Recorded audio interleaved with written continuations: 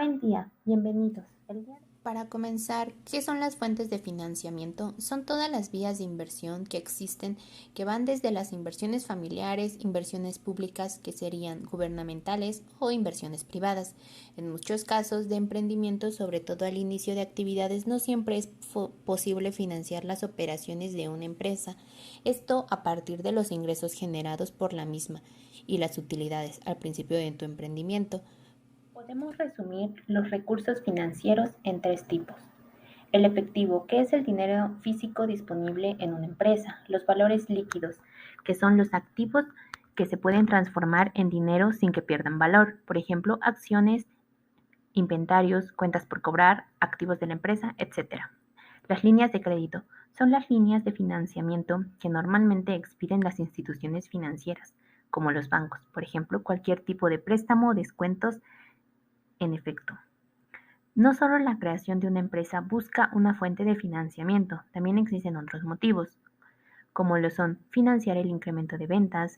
Las fuentes de financiamiento se dividen en dos, las internas y externas. Las internas es todo el dinero que te prestan los accionistas de tu empresa o colaboradores, y las externas es todo el dinero que es otorgado o prestado por un tercero, que por supuesto no tiene ninguna relación con la empresa. Por ejemplo, los préstamos. Este es a largo plazo. El préstamo forma parte de los recursos permanentes de la empresa y financia las inversiones del inmobiliario.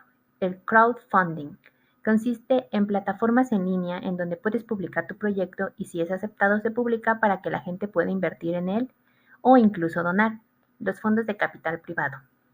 Estos son socios temporales que inyectan capital requerido para una empresa en diversas etapas de su vida, a cambio de una parte de sus acciones y derechos. Esto es por un tiempo limitado.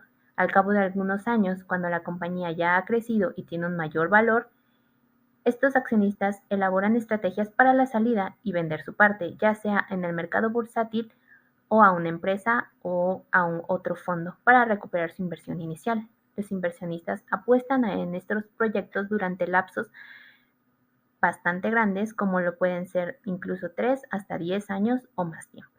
El capital semilla. Aquí participan inversionistas que quieren ayudar al proyecto del emprendedor con un beneficio financiero. También se le conoce como dinero inteligente o smart money, porque los inversionistas, además de invertir dinero, aportan consejos y asesorías. El venture capital también es conocido como el capital de riesgo. Se trata de instituciones o fondos que invierten en startups, que es una empresa emergente donde naturalmente su potencial y riesgo son muy altos. A cambio del capital, se entrega un porcentaje en las acciones de la empresa. Las incubadoras son fuentes de financiamiento que tienen como objetivo crear y desarrollar pequeñas empresas y apoyarlas en sus primeros pasos.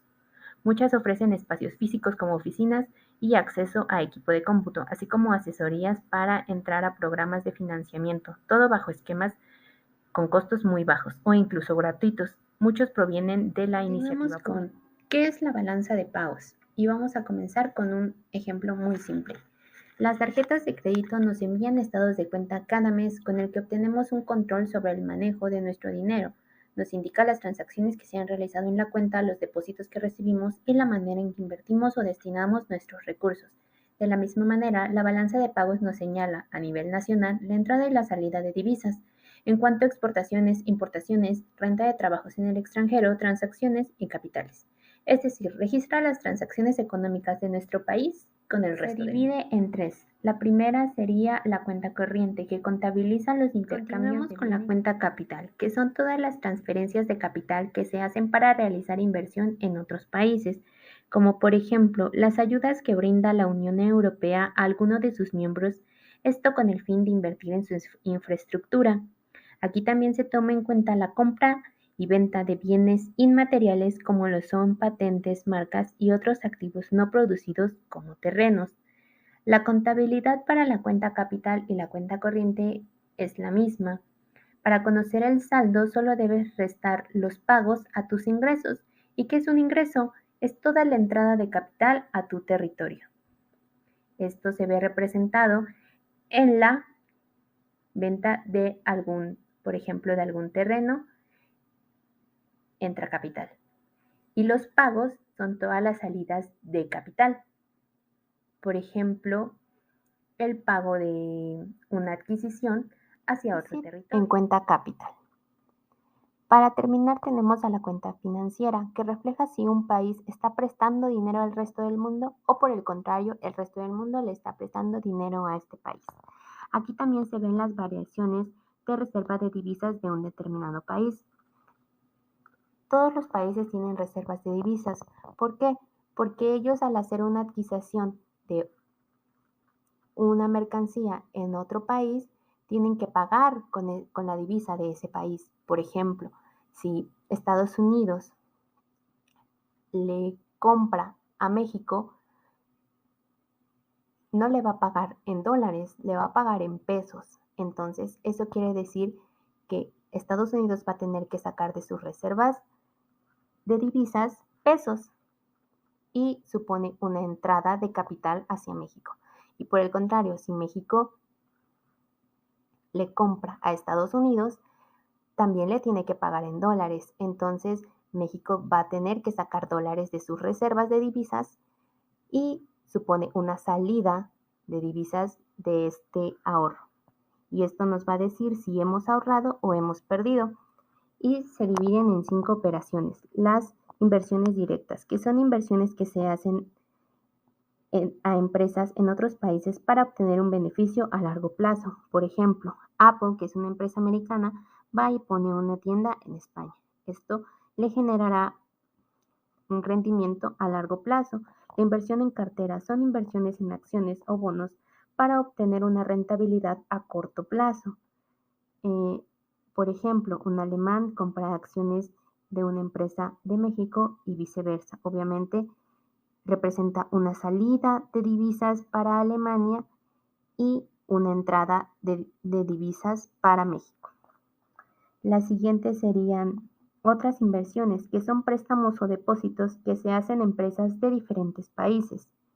Número 4. Derivados financieros. Estos es la compra y venta de instrumentos financieros más complejos, los cuales pueden ser contratos con un pago a largo plazo. Y la última sería las reservas de divisas que tiene un país. La contabilidad de la cuenta financiera. Aquí las operaciones son más largas, ya que se anotan tanto en la cuenta corriente como en la cuenta financiera. Si un país presta dinero al exterior, está obteniendo un activo financiero, que esto representa un derecho de cobro en un futuro, y quien recibe el dinero asume un pasivo financiero, que es una obligación de pago, igual en un futuro. A continuación veremos qué es una cuenta corriente. La cuenta corriente registra el flujo de todos los bienes, servicios, ingresos, pagos desde y hacia el país. La cuenta corriente tiene algunos componentes, los cuales son las exportaciones e importaciones de bienes y servicios, el turismo, las remesas, pago de fletes, transportes y seguros, pagos de intereses de la deuda interna, pública y privada. La cuenta corriente se divide en 3. La primera es la cuenta comercial, la cual son los pagos derivados del comercio de mercancías, como los productos que se importan y se exportan, y los de servicios, como por ejemplo el turismo, fletes de transporte, servicios de empresas y servicios de seguros. La siguiente es la cuenta de rentas, que son los pagos derivados de la realización del trabajo en otro país, ya sea de nuestro trabajo en otro país y viceversa. La siguiente es cuenta de transferencias. En esta cuenta se consideran las remesas, es decir, el dinero que nuestros inmigrantes envían a sus familias, así como donaciones en especie realizadas por las instituciones a residentes en el extranjero. A continuación, veremos dos conceptos que son muy importantes y que son indispensables para continuar comprendiendo todo lo que es este tema, ya que pues es muy muy interesante y que principalmente afecta a toda nuestra economía y que es bueno que como internacionalistas conozcamos. Déficit y superávit son dos términos de gran relevancia dentro del ámbito económico, ya que ambos definen los resultados económicos obtenidos tras un periodo de tiempo. La pérdida de capital equivale al déficit, mientras que el aumento del mismo es el superávit. Por ejemplo, si al inicio de un año se poseen 100 euros y cerramos el año con 90 euros, se ha obtenido un déficit de un 10%, mientras que si se obtienen 110 euros hay un superávit del 10%. Esto es un importante indicador de crecimiento económico dentro de las grandes naciones o empresas a nivel mundial. Déficit y superávit son... Una vez comprendiendo ya estos conceptos, podemos entender que en el caso de la balanza, en el caso de que la balanza sea positiva, registrará un superávit, lo que implica un incremento en las reservas internacionales. ¿Y esto qué quiere decir? Pues que principalmente si la balanza es positiva, puede deberse a que hay exportaciones netas positivas, que tiene que ver con que, bueno, pues las exportaciones son mayores a las importaciones o también a que hay una renta neta positiva. Esto obviamente beneficia al país, ya que dicho país es capaz de poder prestar a otros y sostenerse sin mayor problema. Por otro lado, si la balanza de pagos es negativa, registrará un déficit, lo cual representará una caída en las reservas internacionales. Por ejemplo, cuando un país importa más de lo que vende, obviamente esto le genera que gaste más de lo que dispone y obviamente debe de financiar esa diferencia. Muchas veces hay países que recurren a solicitar préstamos a otros países o bien otra manera de balancearlo es por medio de las divisas que entran a nuestro país, de las personas que están en otro, de personas mexicanas que están trabajando en algún otro país, por ejemplo, y que nos están enviando dinero. De esa forma es como se puede ir balanceando. Por lo tanto, podemos concluir que habrá superávit cuando la cuenta corriente tenga un saldo positivo y habrá déficit cuando la cuenta corriente tenga un saldo negativo.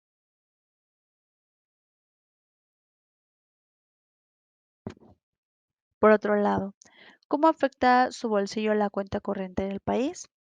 Como ya lo hemos visto a lo largo del video, el superávit o el déficit de la cuenta corriente es muy útil en la predicción de cambios en el valor de la divisa nacional. Y bueno, estas son algunas de las afectaciones o beneficios que puede generar la bajada o subida de la cuenta corriente de un país. La primera son las afectaciones en el volumen de importaciones y exportaciones, que como ya lo explicamos previamente, pues si las importaciones son mayores que las exportaciones, obviamente la cuenta corriente va a ir a la baja, a diferencia que si las importaciones son menores que las exportaciones, la cuenta corriente va a estar siempre arriba. Por otro lado, los cambios en los hábitos de ahorro. Es indispensable que en cada país exista este buen hábito, ya que obviamente el hecho de que un país esté endeudado y que esté pidiendo prestados, todos esos pagos que se van realizando en determinado periodo van afectando la economía de dicho país. Las siguientes son las políticas fiscales que modifiquen el gasto nacional y las afectaciones en el nivel de inversión en el país. Esto, bueno, pues ya son ámbitos también, bueno, son cosas que son más internas del país, ya que obviamente tienen que ver con las estrategias que se realicen para el buen manejo del dinero que entre y que salga de dicho país. Por otro lado, también están las políticas monetarias para mantener el nivel de liquidez en el país, la baja inversión nacional dentro del país y por último el efecto en el desempeño del sector comercial exterior. A continuación veremos un ejemplo de cómo el superávit en México aumentó en los últimos años y cómo por ello la importancia de tener un buen manejo de la cuenta corriente es indispensable. Lo primero que hay que destacar es que esta apreciación del peso no es un fenómeno de los últimos días. Esto comenzó hace más de un año. Desde noviembre del año 2021 hasta ahora, el peso ha acumulado una apreciación de alrededor de 15%. Lo que ha llamado la atención es que este proceso de apreciación se aceleró desde fines del año pasado. 6% llevamos desde mediados de diciembre. Entonces, ¿a qué se debe esto? Típicamente, cuando ocurren estas cosas, estos son fenómenos multicausales. En el caso de México, yo creo lo principal es la existencia y la persistencia del diferencial de tasas de interés que tú mencionaste, que es de alrededor de 6 puntos porcentuales o 600 puntos básicos, como se dice en el mercado. Además de eso, la buena performance de las exportaciones y la buena performance de la inversión extranjera directa. Por supuesto, tú me dirás, bueno, este diferencial de tasas ya existía desde el año pasado. Eso es cierto, pero también lo es que en las últimas semanas el mercado comenzó a evaluar la posibilidad de que la Fed ya termine su ciclo de apretón monetario quizás un poco antes este año, porque la inflación en Estados Unidos está cediendo. Así que, dado que el mercado mira hacia adelante y ahora hay perspectivas un poco más firmes de que las tasas de interés no suban tanto en Estados Unidos, es que el peso se ha ajustado. Ahora, Fernando, aquí hay perjudicados y beneficiarios como siempre, si se encarecen o no las exportaciones, etcétera. ¿Qué nos dices? Bueno, como en todo movimiento de tipo de cambio nominal y real, hay ganadores y perdedores. Si el tipo de cambio se aprecia, pierden los exportadores y ganan los importadores y los consumidores de bienes importados. La otra cuestión a destacar es que cuando el tipo de cambio se aprecia en términos reales, cambia típicamente el valor de la relación entre deuda pública y el PIB, porque el valor relativo de la deuda externa, de la que está denominada en moneda extranjera, cae cuando está denominada en moneda doméstica. Por eso, lo que vamos a ver cuando se aprecia el tipo de cambio es que esta relación famosa entre deuda y PIB va a caer. Por supuesto, lo opuesto ocurre cuando el tipo de cambio se deprecia. Eventualmente el tipo de cambio se va a ajustar. La pregunta es ¿cuán sostenible es esta situación para México? Yo creo que es sostenible en la medida que se mantenga el diferencial de tasas de interés y la performance de exportaciones e inversión extranjera. Sin embargo, lo que no hay que perder de vista es que la economía de Estados Unidos se está encaminando a un escenario, si bien no de recesión, por lo menos de crecimiento mínimo. Por ahí tenemos un trimestre de contracción, quizás 2 trimestres de contracción. Así que esto va a tener un impacto negativo sobre México. Y en ese momento o antes, el tipo de cambio debería ajustarse. Lo primero que hay que destacar es que esta